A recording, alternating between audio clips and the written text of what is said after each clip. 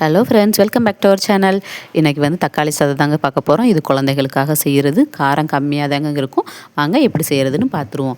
முதல்ல எண்ணெய் ஊற்றிக்கங்க. எண்ணெய் ஊற்றிட்டு நல்லா எண்ணெய் காஞ்சது உடனே நெய் வந்து ஆப்ஷன் தாங்க, வேணால் ஊற்றிக்கலாம், இல்லாட்டி ஸ்கிப் பண்ணிடலாம். எண்ணெய் நல்லா காஞ்ச உடனே அதில் சீரகம், சோம்பு பொரிய விட்டுங்க. பொரிஞ்ச உடனே கொஞ்சம் கருவேப்பிலை போட்டு பொரிஞ்ச உடனே வெங்காயம் கட் பண்ணி வச்சுருந்த வெங்காயத்தை போட்டு நல்லா வதங்க விடுங்க. வதங்கின உடனே பூண்டுங்க. இஞ்சி போட தேவையில்ல, தக்காளி சாதத்துக்கு பூண்டு மட்டும் போட்டாலே போதும்.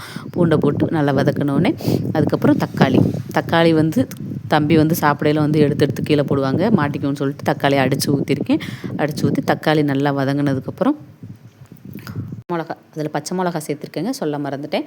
பச்சை மிளகா சேர்த்துட்டு தக்காளி ஊற்றிருங்க. தக்காளி நல்லா வதங்கினதுக்கப்புறம் அதில் கொஞ்சம் உப்பு சேர்த்துக்கோங்க. உப்பு சேர்த்துட்டு நல்லா தக்காளியிலேருந்து நல்லா எண்ணெய் பிரிஞ்சு வரட்டுங்க. பிரிஞ்சு வந்தோடனே கொஞ்சோண்டு வந்து கரம் மசாலா மட்டும் சேர்த்துக்கோங்க. அது கொஞ்சம் சேர்த்துக்கோங்க, நல்லாயிருக்கும், கொஞ்சம் வாசனையாக இருக்கும், அதனால் சேர்த்துருக்கேன். கரம் மசாலா சேர்த்துட்டு கொத்தமல்லி, புதினா ரெண்டையும் சேர்த்துருக்கேங்க. சேர்த்து கிண்டி விட்டுருங்க. கிண்டி விட்டதுக்கப்புறம் நான் வந்து 1.5 டம்ளர் அரிசி எடுத்துருக்கேங்க. அதுக்கு 3 டம்ளர் தண்ணி ஊற்றிருக்கேன்.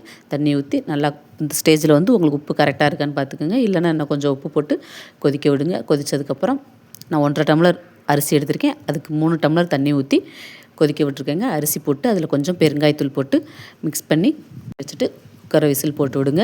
என்னோடய அரிசி வந்து 3 விசில்லே வந்துடுங்க. உங்களுக்கு அரிசி எவ்வளோ தூரம் வேகுங்கிறது தெரிஞ்சு அதுக்கு எத்தனை விசில் விடணுமோ விடுங்க.